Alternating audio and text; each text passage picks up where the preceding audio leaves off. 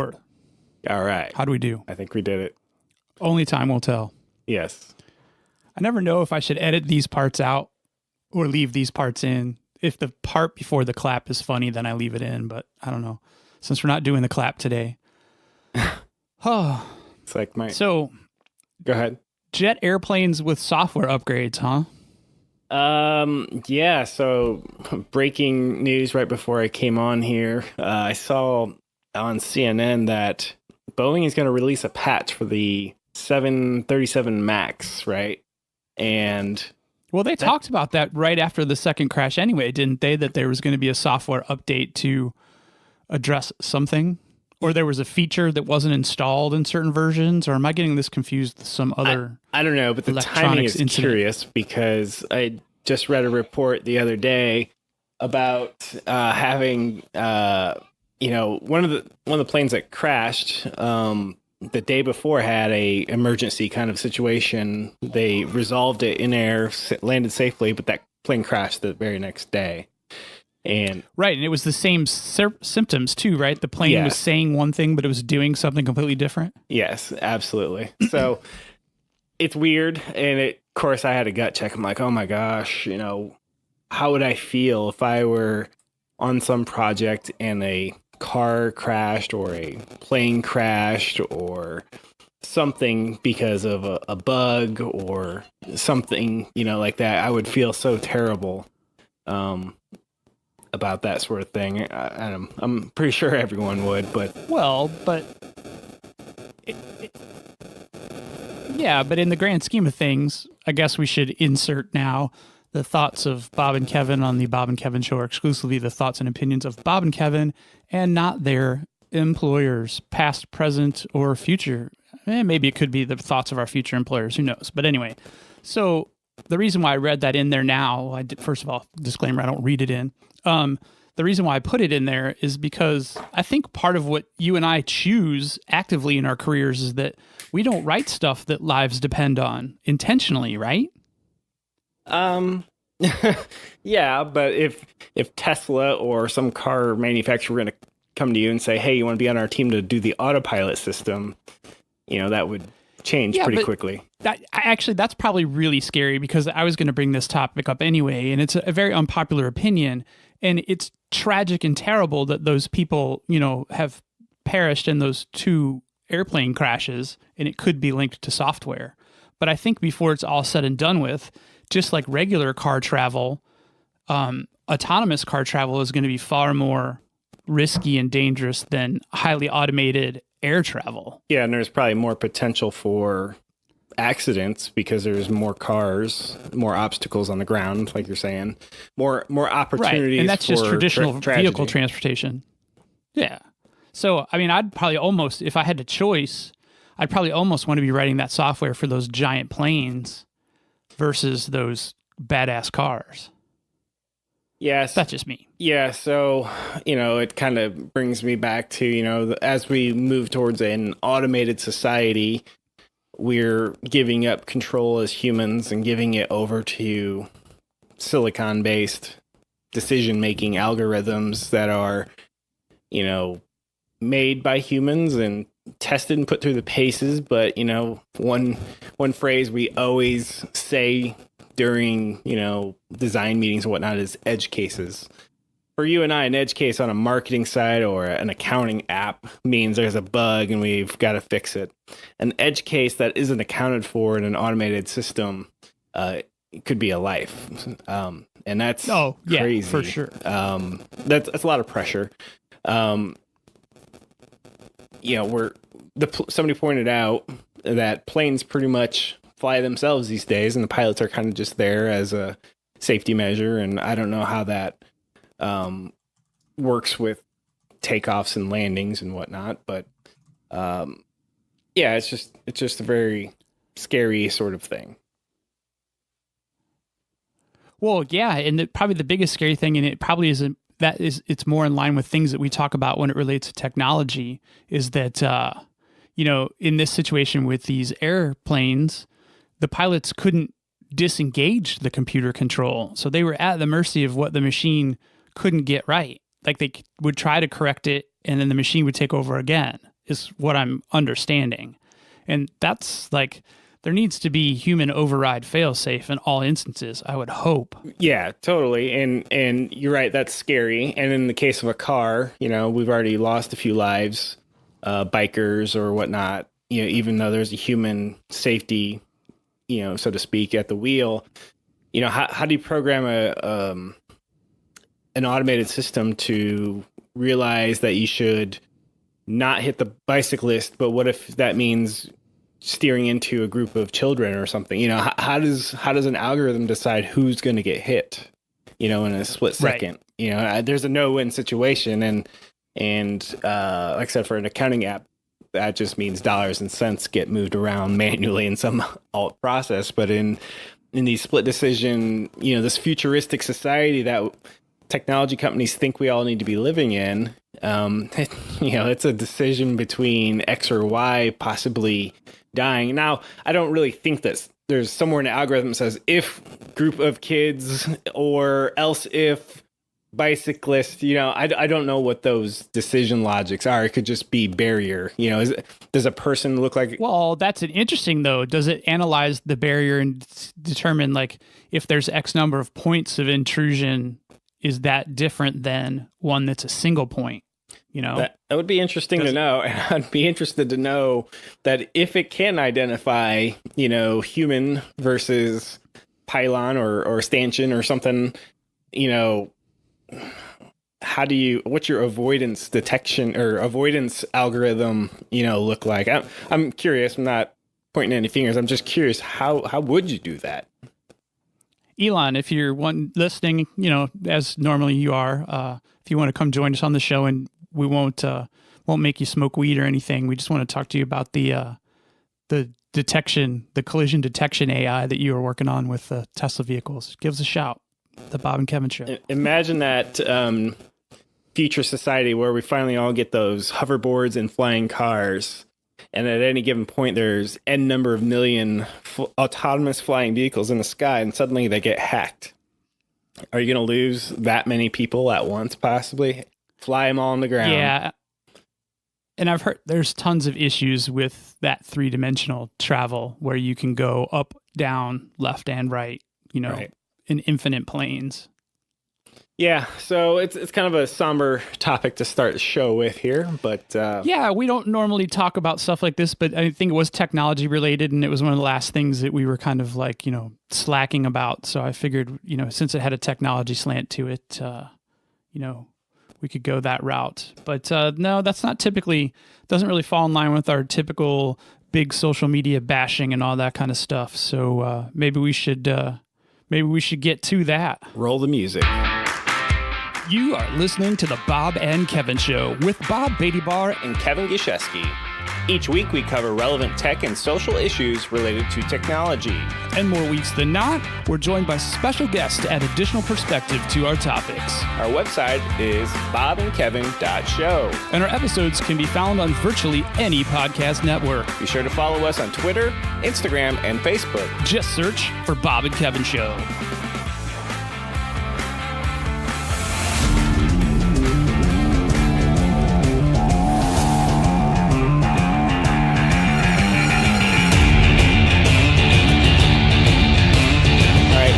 What are we going to do today? Well, Kevin, from earlier this morning, we were trying to put together the short list, or not so short list of things we wanted to talk about. We actually are starting out even with another somber thing, talking about YouTube and how they've been behaving in the wake of the New Zealand tragedy last week. And talking about something a little funnier here with Devin Nunes and his parody accounts and the lawsuits pending on that. And I'm sure we can throw in some stuff about Facebook. Oh, yeah, they crashed. And there's all kinds of speculation about why Instagram and Facebook were down. And then we'll probably wrap things up or touch on a little bit about Apple and third-party repair legislation laws, something to those lines coming up. How'd it do, Kevin? You did great, but you did forget one thing. How did your surgery with a robot do? I forgot robot surgery. Yes. So the reason why we didn't record an episode last week, I went under the the robotic knife actually had a hernia repair, and it was a robot assist. I believe now I'm going to draw a blank on the name of the robot. Anyway, it had a cool name. It looked old schooly robotish. Like, it didn't really have a head, but it kind of did. Was it named Johnny 5? No, it wasn't that old school, but it may have said Danger Whale Robinson at one point. Oh, wow. I just wasn't listening. So yeah, it was used to assist in the procedure, and basically what the robot assist enabled was for the surgeon to have a wrist bending to do stitches underneath the skin. So it's an arthroscopic procedure, and they make 3 holes in your abdomen, one directly over the belly button, You and said then one about arthroscopic. Did you mean laparoscopic, I believe is the word? Or Oh yeah, laparoscopic. there you go. Is that what I I meant? can't even say the darn word. Yeah, that word. Yeah. So it was a laparosy. It wasn't an arthrosy. So 3 small incisions, one above the belly button, one on either side, about 3 to 4 inches away. And then apparently the robot hands go inside you, and they can bend because they're shorter and, more sleek, and actually stitch the mesh in place that was used to cover the hole in my abdominal wall. So had a robot surgery, and boy, do I hurt. Bob Alex Jones reached out. He wanted me to pass on to you. He hopes you're doing well, and the chip that the robot implanted in you will now allow for tracking in aliens and all kinds of conspiracy. Yes. Interdimensional travel. Exactly. Well, it's good to have you back. I am glad you're good to be back. In good spirits there. So this has been the emotional highlight of my week, I think. So I'm glad we're doing this. I almost bailed again. So last Friday, another shooting happened in the world. And the reason it's kind of a topic here is also on Friday, social media had a heck of a time because apparently there was a video I haven't seen, nor do I ever want to see, of the live, I guess, shooting. And it spread. But apparently it was quite popular at the time and shared over and over and over again. Right. And I think it shows that Twitter, Facebook, YouTube just lack the ability to shut down something that's fairly concrete yet abstract at the same time. Hey, there's a video on your platform. Start there. Go. Turn it off, Yeah. And we talked about this in the open. We mentioned edge case or something along those lines. And, this is not an edge case as far as I'm concerned. I mean, when you're developing a platform that is going to be as far reaching and ubiquitous as these platforms are, there should be some pre-planning on how to handle a quote unquote emergency. And I would definitely say that this qualifies as, a social networking emergency. Would you agree? I would totally agree. And a few tweets caught my eye. So one, I think it was a couple days ago, and one just before we came on and started recording here, that YouTube has actively disabled some features of YouTube, and at Team YouTube handle has explained that, well, it's part of our protection of the community and users. So one thing that they disabled was the time-based sorting. So you can't necessarily sort to see the most recent things. Am I drawing too many connections here? Because they turned it off Friday. Here it is, I don't know, whatever, Wednesday. It's still off. Am I drawing a illogical conclusion that's related to the New Zealand shooting? No, I think that you and I talked about this a little bit the other day, and I think it's directly related because they don't want it to be easily found, is what my guess would be. And I think, was it even Tim Pool who had some kind of tweet about the kind of tying the two together? I don't know. I've been following him since the Joe Rogan episode and been very intrigued by the stuff he covers about social media. But yeah, if they have the ability to pull down your content because you have a snippet of a song that might even be changed in a tempo related, change, they got to be able to identify violence and stop it. I don't know that you can program something a bot to watch a video and understand it, which is my whole side thing of we will never really have real AI. We'll just have really fancy algorithms. Because I don't know if you can teach an algorithm to go, this is a shooting. Because is it a movie or is it a video game? How does it know? And I don't know that we can ever. Yeah, but that's a whole nother topic of conversation though.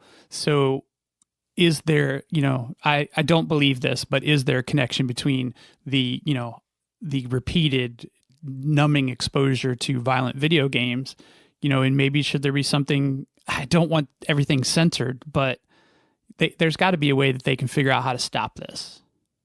Yeah, and speaking of censoring, so one thing that I rolled towards you, I'm like, hey, what do you think of this? Is do you think we're moving to a content platform policy that prior to uploading your video, or when you upload your video, it's no longer instantly live, which we're totally used to. And when you sign up for your account, here's your human moderator for your account manager named Fred. So Bob, if you upload a video, Fred has to approve it. And oh, by the way, Fred, you've been assigned bot_772, and it will also keep track of your activities to make sure you're following the rules. So do you think we're moving to something like that on YouTube? I think that we'd almost have to move to a one-to-one moderation, and I don't think it would prohibit you from going live. It's just that if you're an organization that's literally printing money, then you need to staff to meet the responsibility of the platform that you've created that allows you to print money. It's like, how much is enough? Right. So if it takes having a personal moderator plus a bot for each signed up account, then, and they could even set a threshold. You get that personal moderator once you get 100 subscribers or 50 subscribers. And then if you have a video that gets, shared X number of times, then you're in the moderation queue from that point forward. I think there's ways around it. I really do. Well, so that might work for a video that I'm going to upload that's a non-live broadcast where you could, Fred's got to approve it, and, it might take him 24 hours to approve it. But a live stream is totally different. And that's where you need some sort of bot. And and based on the fact that YouTube shut us down midstream, I think this technology already exists. Where the exactly. Bot can there is tech out there that allows them to, it can identify some things. So I think that they could teach, just like they teach others, like, is it a hot dog or not kind of thing. Well, just show enough imageries and teach the machine. But I think it's more rudimentary than that, because we got shut down because we were, a halftime show or a Super Bowl or whatever it was. So they had like a known, look for this, a fingerprint. No, I thought we got shut down midstream for high five. Nosedive. Okay, yeah. Okay, same thing though. They already have, what to look for. If the thing looks like this. But the thing is, when you're a fresh original video, a shooting video is an original video, there's nothing to compare it against in terms of digital fingerprint. Because I think we're giving way too much credit to these algorithms that they can see that it's a cheeseburger or a cat playing a piano. I don't think we can see that. What it can do is say, this matches this content over here because the bit pattern matches over here. We don't have a bit pattern for a real life shooting. We have a bit pattern for something that's already pre-rendered, is I guess. Right, and that gets back to stuff we've talked about before, is it's not really artificial intelligence, it's just really quick math. Yeah, it's just quick matching algorithm, if I can say it. Right. So, so that's kind of YouTube. But if we were to look at Twitter, it would destroy Twitter if you said, okay, I'm going to tweet this. It goes to the queue where Sally now she covers my account and 100 other accounts. So every tweet that comes into her queue, she's got to look at that, think about it as a human context, think it's good, hit the button. And of course, before it gets to Sally, it went through bot 442 to pre-flag anything to kind of give her a hint that this might be weird, or maybe that's all she gets. But then again, so it kind of takes the edge off a little bit of Twitter if I have to wait 10 minutes to have that witty comment or whatnot. Of course, it might help our politics, but right. But they could still post moderate that stuff, and it's probably not nearly as potentially damaging. Yeah, and, You know, and to be clear, I'm not advocating this moderation. I'm just kind of playing. What's the extreme? Where could we go with this? But for broadcast, though, I do think there has to be some kind of. It is censorship when it boils down to it. It's moderation and censorship, but there's certain things that don't need to be out there for everyone to consume. Right, and that comes down to, it's like the Supreme Court's definition of pornography. Well, I know it when I see it. Okay, go ahead and train an AI bot that. You know, that's a literal, you know, opinion in the court of U.S. law. I know it when I see it. So you can't exactly train an algorithm to that without obviously throwing some algorithmic bias in there. But so live streams, maybe we need to do that. I also need to. I really dislike when CNN and whomever, that's their lead story. They have the person's name and they glorify these shooters. Of course, now we're really getting out of technology. Maybe I need to pump the brakes here. but you know, how does the social media platforms, you know, not give in? Because what these people want is exposure. And exposure is what social media is built for. This is an exposure platform. We're in March Madness. This is your Cinderella story. You can be that low, no follower person and have that magic idea, and suddenly you are the next big thing. So that's like the dream of social media. You know, YouTube and Twitter, Facebook not so much, but it actually originated on Facebook Live, right? What came first, though? I believe that video originated on Facebook Live. Okay. I'm just saying the New Zealand video. I think that's where it originated. I wouldn't know anything about Facebook Live anymore because I don't know much about Facebook anymore. So I lean on you for all my Facebook. You can call it any platform you want. I mean, I guess on one hand, it's great that everyone has the ability to be a content producer and go live. You know, like everybody has the ability to do that. But I don't think the platforms are prepared for the worst of the world when everyone has the ability to go live. Yeah, I totally agree. And because what it is it's bad actors exploiting the fundamentals of what makes it good. Because what makes social media good is also what makes it bad if you're the bad actor and you know how to play the game in a very dark, demented way. Let's shift it to the other end of the spectrum, because this is not necessarily dark and demented, but it's still related to social media and really made me giggle a lot today because it was almost like live tracking the silliness of what is social media. So Devin Nunes, congressman, right? From California, correct. California. And he is suing Twitter and two anonymous or not anonymous, but parody accounts, right? Yeah. So Dennis Nunes' mom and Nunes Cow or whatever it is called.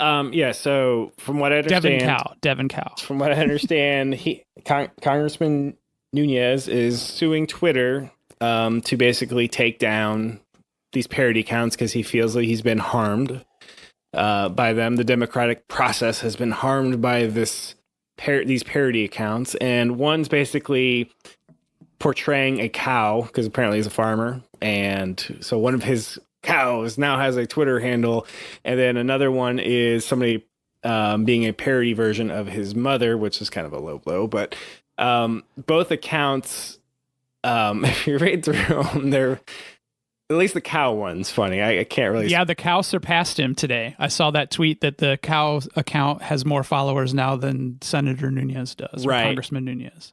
And there was some irony because he sponsors some legislation, right? That kind of makes some of this ironic. Oh, yes, he co-sponsored a frivolous lawsuit legislation, a bill. I don't know if it's actually passed it or not, but he's a co-sponsor of that, and it's to help prevent frivolous lawsuits. So the irony. Yeah, because this kind of has the feeling of a hurt feelings, frivolous lawsuit sort of thing.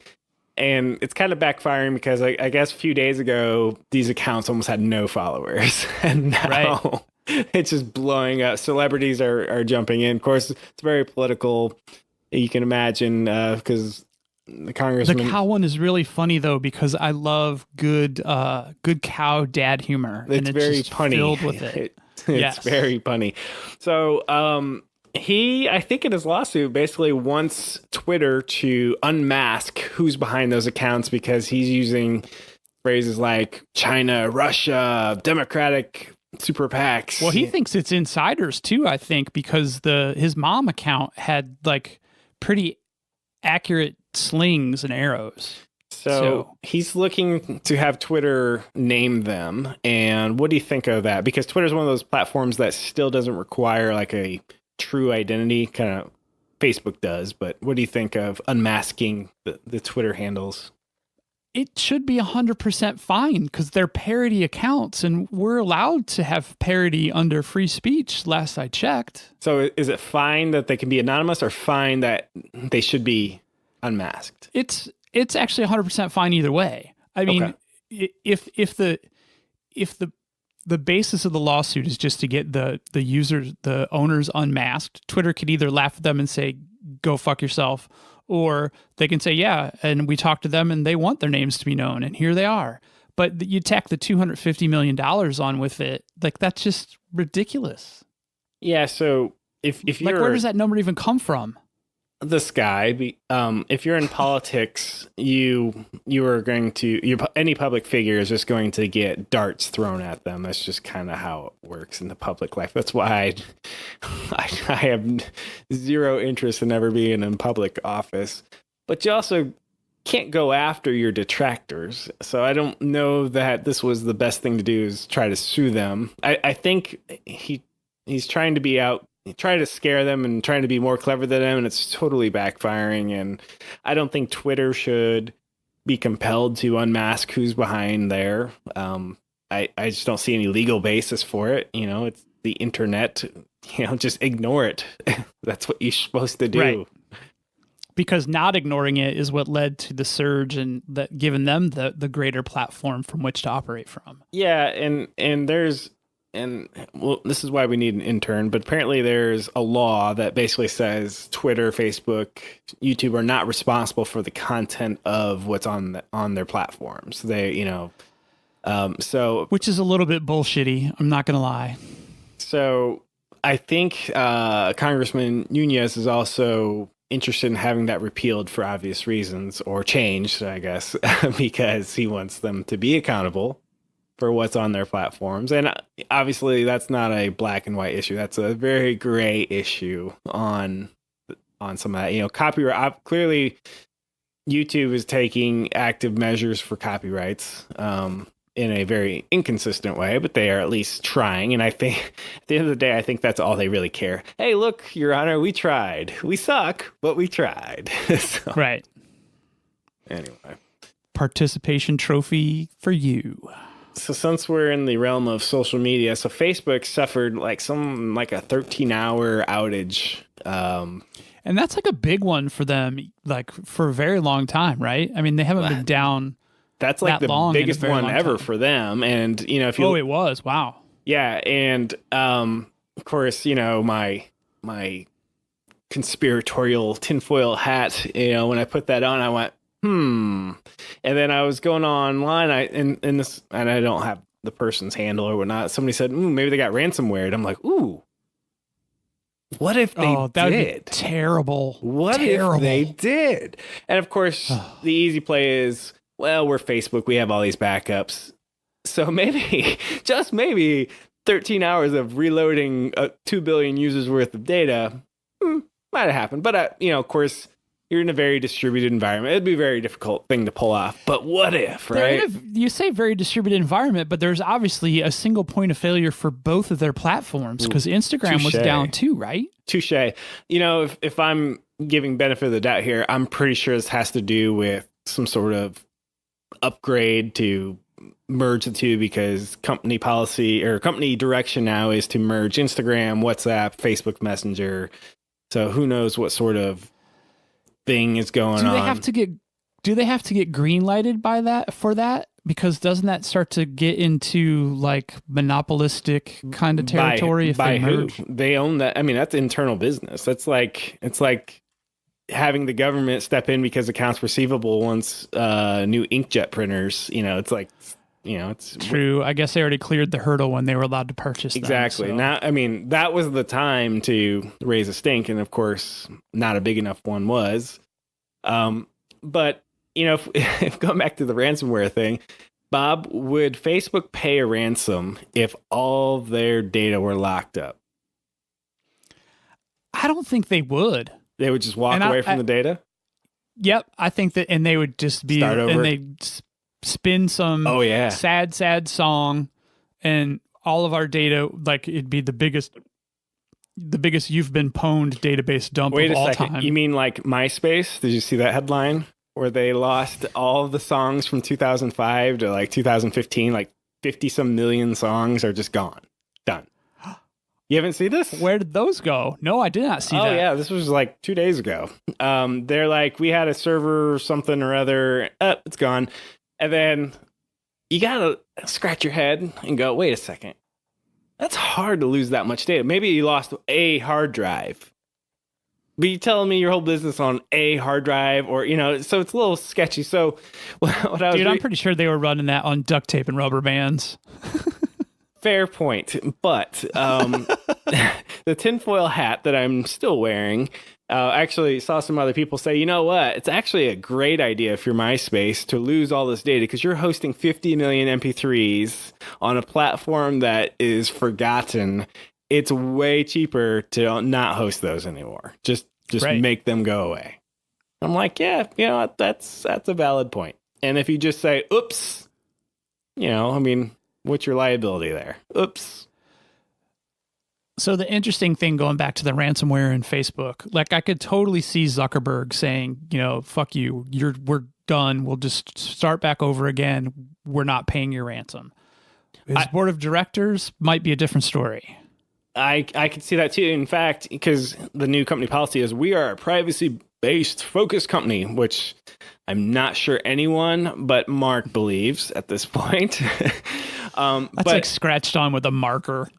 But if they got ransomware, lost everything, I would totally spin as PR. Guys, we deleted everything. We listened to you. We got rid of it all. And from this day forward, everything that's in our system that we collect, it's because you want it to be there. And it'd be like one of these, what? And of course, like 24 hours later, the database would be repopulated because of all the collection methods that Facebook already has in place. The infrastructure is amazing.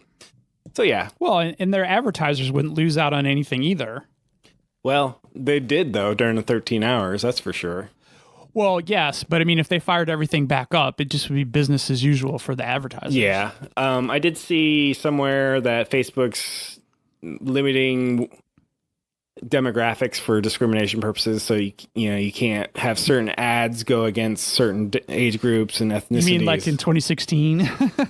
Yeah. I'm just trying to understand why the government... Apparently the campaign spent millions of dollars on Facebook advertising for the 2016 election. Facebook's and Twitter and YouTube, that's the modern town square, and I'm just a little surprised that I haven't really seen any legislation from the U.S. government, at least, that kind of recognizes this. We're just kind of asleep at the wheel, it feels like. Of course, if I turn on anything politics related, I only see investigation this, witch hunt that, and I really don't think anyone's paying attention to, I don't know, real stuff. I predict in the next 12 months, that's going to be the solitary topic of news conversation is how advertising and bad actors are influencing what's happening in the social election space.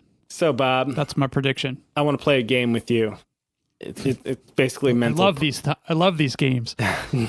Lies. Lies. So it's basically mental push-ups. I'm just going to try to get you to take a position that you're going to end up feeling uncomfortable with. So are you ready to play? Go for it. All right, Bob. I've just invented the best car ever, and it is minimalistic. It is very intuitive, sleek. It was designed by somebody who most people regard as a god amongst technology in the automotive field. And Bob, I'm going to charge a lot of money for it.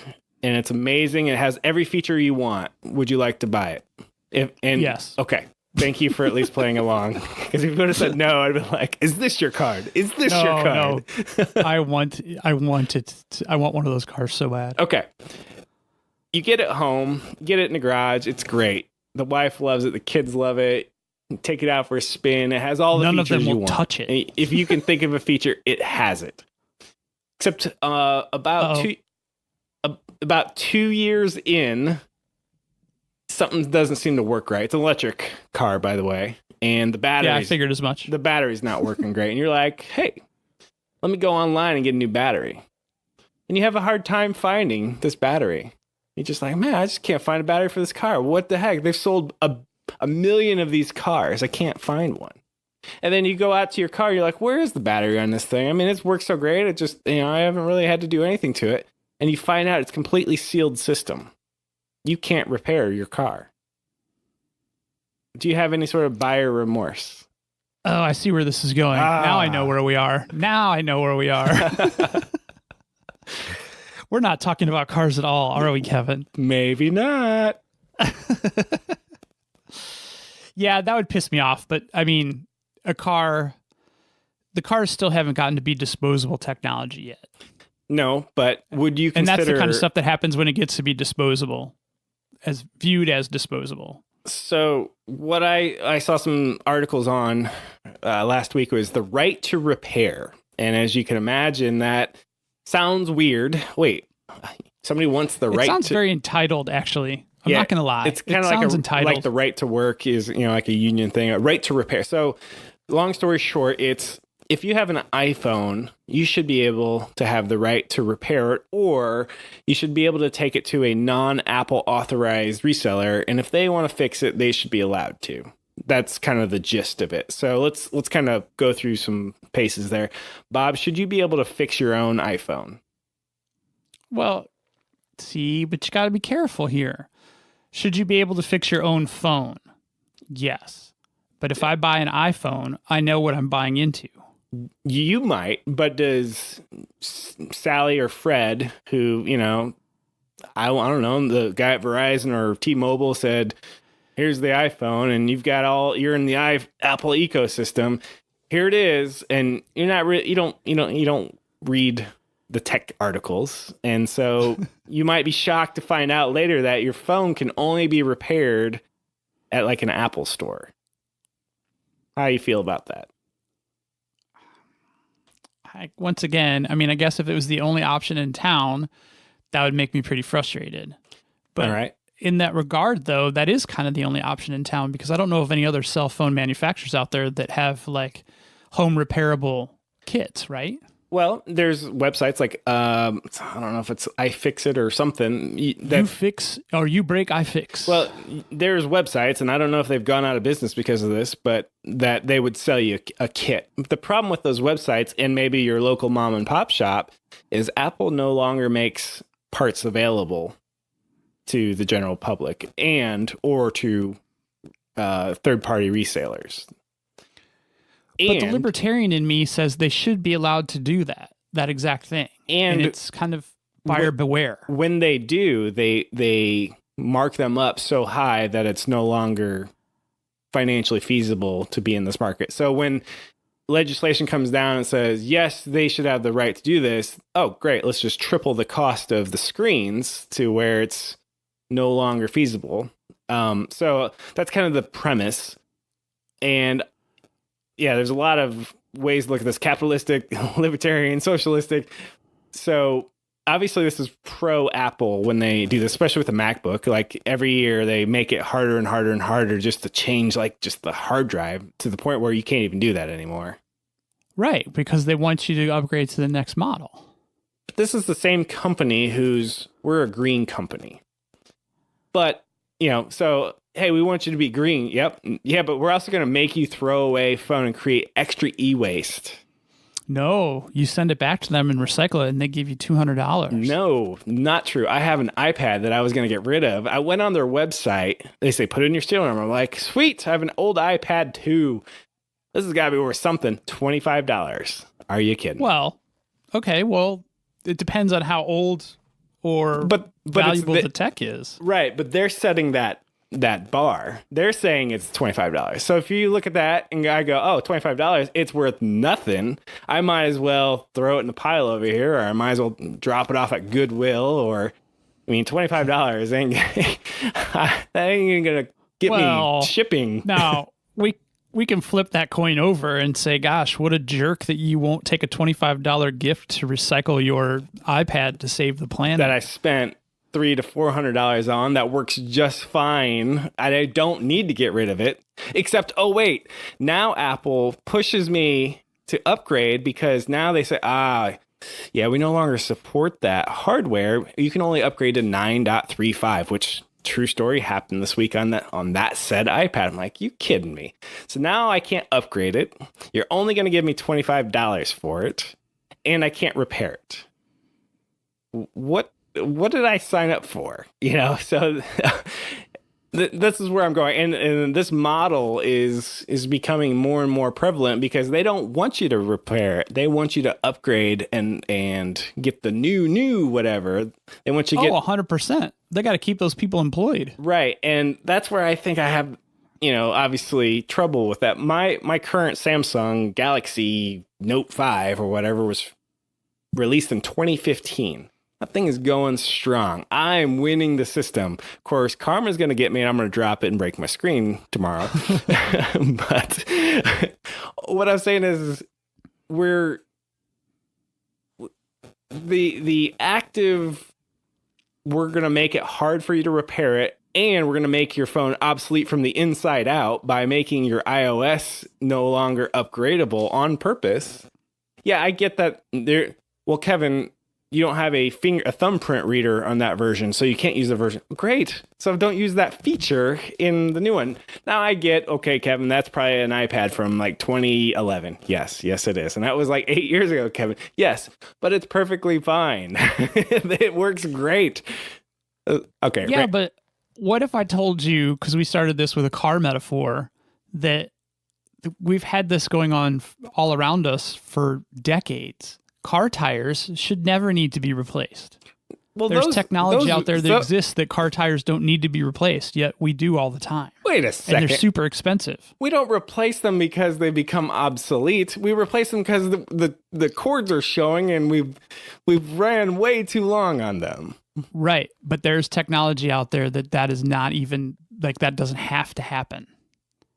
Okay. I think it's been available since the 1970s. This is tinfoil hattish a little bit, but I think it's fairly well documented. All right. I'll take your tinfoil hat and raise you another tinfoil hat because we've had, back in the day when automobiles were being invented, we had steam-powered and electric cars in the early 20th century.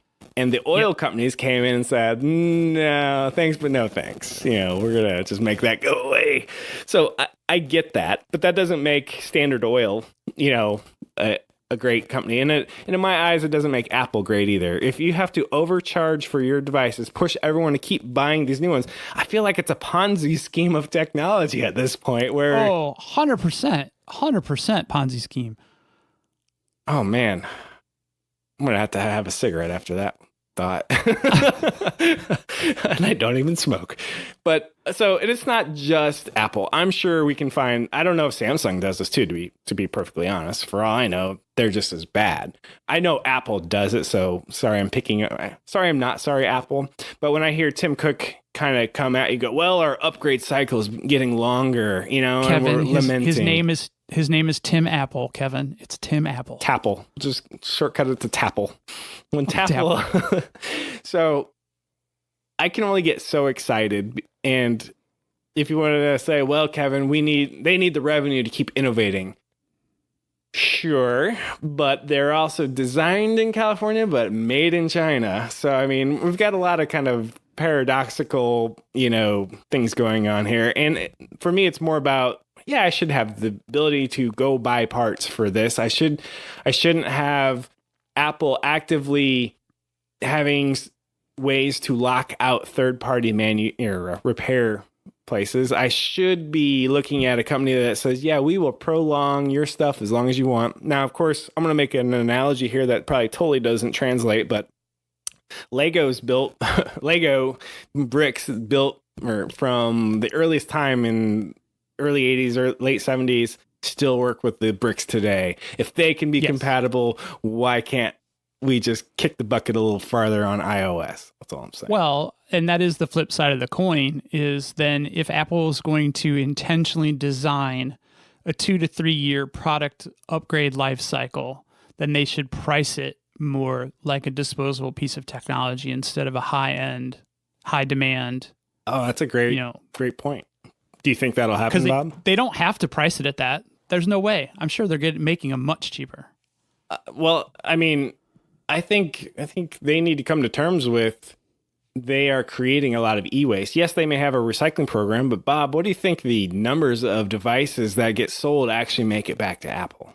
Are we really taking the pie in the sky route that, it's in the high 90s? Are you kidding me? No, it's probably, I bet you it hasn't even broken into the high teens. Right. And I get that software and hardware evolve separately and you can't always have the old hardware work with the new stuff. I get that. But when they do stuff like, we've made the version of Amazon Music for your iPad hard to get. We talked earlier. There's a way to hack around to actually get the version of whatever you need for the old version of iOS. Probably full of security issues and whatnot. But it's got to be a better way that, moving forward, we're only going to have more devices in this world, not less. So how do we maximize the environment? How do we maximize e-waste? A lot of these things are made with rare earth materials, which are very limited in terms of where they exist. I don't know.